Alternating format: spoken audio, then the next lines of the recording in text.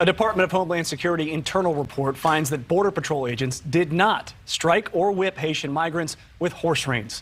During this encounter on the banks of the Rio Grande in Texas last September, images of that incident went viral, with many, including President Biden, condemning the agents over the accusations.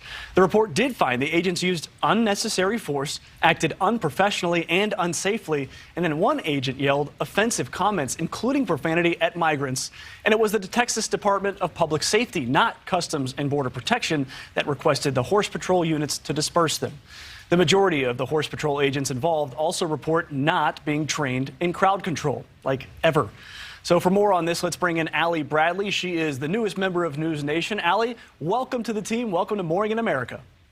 Hi, Mitch. Thank you so much. Now, this all took place near Del Rio, Texas. At least 30,000 migrants were mostly from Haiti. They were crossing into the U.S. during a 2-week period, and the report finds that these agents were just unprepared for it. Yeah, you're exactly right. You mentioned that none of them really had any training, and that is in the way of crowd control. When you're dealing with, at one point, there were 16,000 people beneath the Del Rio International Bridge, and there was talk about Title 42 being implemented and these people being sent back, repatriated to Haiti. And they were fearful that that would cause an uprising. And so actually, Chief Raul Ortiz wanted all of that Horse Patrol unit to be present. He wanted a show of force. He wanted them along the border in case something did happen, and to be able to do crowd control. But again, they weren't trained in this. And I even talked to some of my agents who are not Horse Patrol unit agents, who are sources of mine, and they say that they aren't trained in crowd control either. And as we speak right now, they're dealing with groups of 200 to 500 people on a daily basis on the ground, and they too are not receiving that training. So that will be part of the corrective action within the agency moving forward, is to implement more of that training. Now, something else interesting is that the quarterly trainings that they're supposed to undergo through, whether it's Horse Patrol units or Border Patrol agents, a lot of those trainings have been skirted. They've been canceled because they've been seeing an influx of migrants. So they have been pulled for processing. So a lot of these trainings aren't even happening moving forward. Now, the report also found that there was this twirling of the reins. We talked about this a lot. We saw this happening. It's a tactic used by a lot of very experienced riders. These are split reins, and it's a way for them to maneuver the horses. Well, a person who is actually the acting program manager for the National Horse Patrol program sifted through all of these documents and said that these agents utilize the techniques and tactics that they were trained in doing.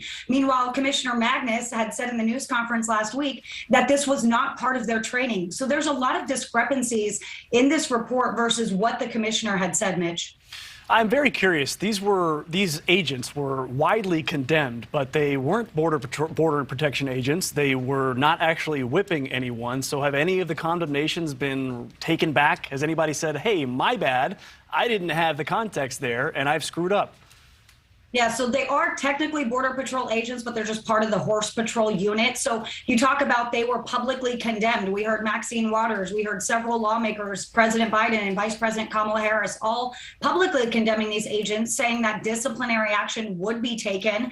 And there's no denying that these photos made people feel uncomfortable, these images that you're looking at right here. But that doesn't mean that any wrongdoing was necessarily found outside of them using some unprofessional behavior and discriminatory language. So that is where this disciplinary action is going to come. Now, it is an ongoing process, so Commissioner Magnus would not comment on it.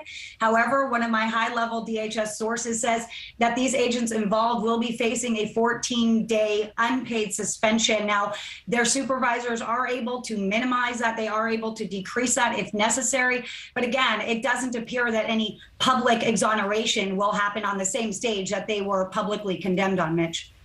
Just doesn't quite seem fair. All right, Allie Bradley, thank you for your time. It's just also another case of you can't judge a picture. Yeah, you just look at a picture with no context. And then think, oh, I know exactly what happened. Yeah. I mean, good gravy. That's why there's a 250-page report and not a one-picture report. Well, there you are. Thank you for watching. Go to newsnationnow.com to find NewsNation on your television provider. And don't forget to click the red subscribe button below to get more of NewsNation's fact-driven, unbiased coverage.